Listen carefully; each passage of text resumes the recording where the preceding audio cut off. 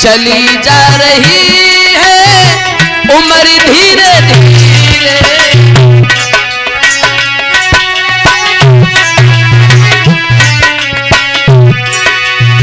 चली जा रही है उम्र धीरे धीरे, चली जा रही है उम्र धीरे धीरे, चली जा रही है उम्र धीरे धीरे।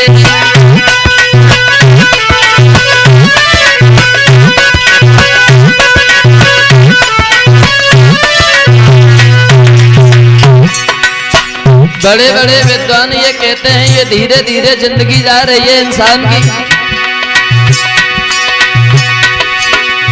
लड़कपन भी जाए जवानी भी जाए,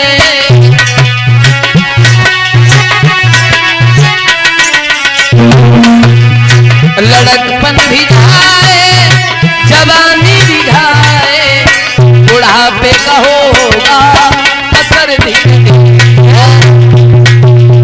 चली जा रही है उम्र धीरे धीरे।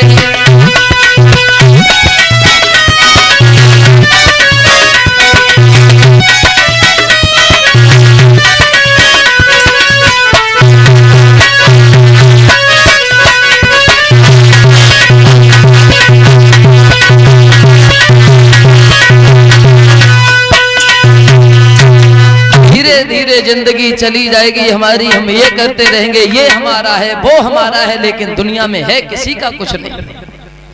जन्म दे दिया है भगवान ने तो एक ना एक दिन तो जाना है ही, और जो जाना है ही तो फिर काय को घमंड में ठे मरे जा रहे हो, एक ना एक दिन तो जाने है ही भैया। तो कुछ ना कुछ ऐसा करके जाओ जो जाने के बाद यहाँ रह जाने वाले लोग तुम्हारा नाम लेकर के आंसू भर के जीते रहें। अगर पशुओं की भांति आए पेट ही भरते रहे, जिंदगी में कुछ और नहीं कर पाया तो जाते बढ़िया, तो ना आते तो जाते बढ़िया था। और ये सब जानते हैं कि जाना सबको, जानते सब है लेकिन मानता कोई नहीं। और देखो भजन तो सबको करना चाहिए, जैसा मैंने कल बताया था कि बिना भजन के तो दुनिया में कुछ नहीं है, बिना भजन के जिंदगी अधूरी है बिना भजन के। वैसे कभी तो यही कहते हैं कि जब शाम को तुम सो, शाम को जब चारपाई पे लेट करके तुम सो तो भगवान राम का नाम लेते ही लेते सो जाओ, राम राम राम राम करते करते सो जाओ। और सुबह जब चारपाई से उठो तो तुम राम का नाम लेकर के ही उठो।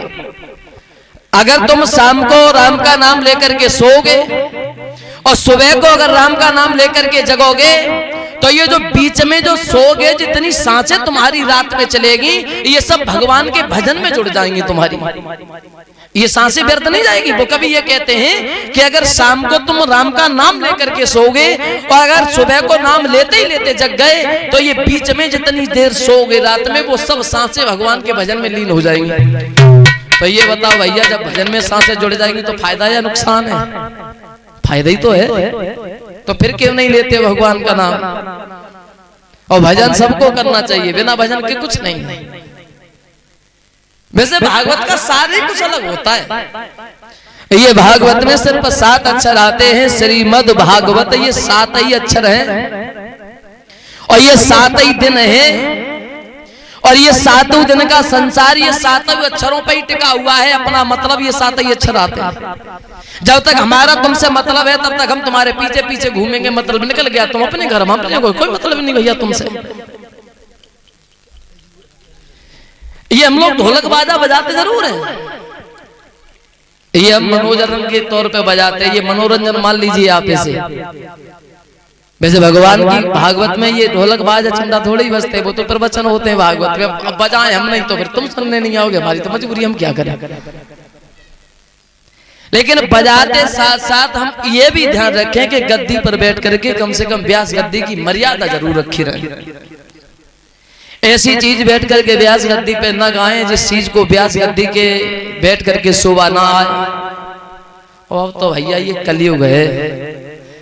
आज के कथावाचक तो छोड़ो, आज की कथावाचिकाएं ऐसी हैं, वो ऐसे ऐसे गीत मंच पे बैठ के गा देती हैं जिन्हें समाज में सुनने के लायक आदमी कभी कान में सुन नहीं सकता, लेकिन वो व्यासपन से सुनाती हैं। खूब रिकॉर्डिंग वायरल हो जाए, उन्हें कोई मतलब ना, हमें क्या करना। और आदमी कलयुग का भी उन्हीं के पीछे पड़ गया है।